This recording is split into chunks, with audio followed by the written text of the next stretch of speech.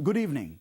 There can never be enough praise for Jamaica's history-making female bobsleigh team, which has qualified for next month's Winter Olympics in Pyeongchang, South Korea.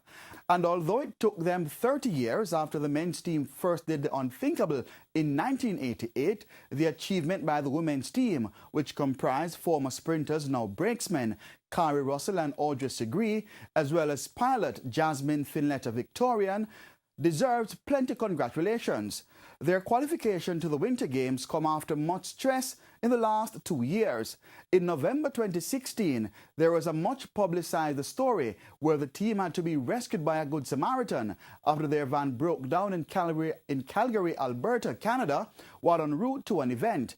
Now fast forward 13 months later, and the women have overcome that adversity, among others, to book their tickets to the Winter Games.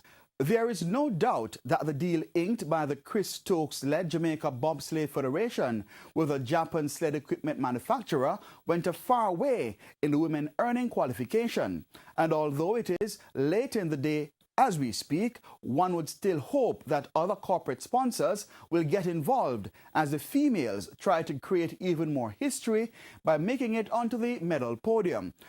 Let's also keep an eye open on the men's team, which is currently ranked at 31st on the Olympic qualification list, just one spot outside of qualification. Now, this means if any other team forego their selection, Jamaica's men would be next in line to make their 7th appearance in the two-man event on the 30th anniversary since the debut in Calgary.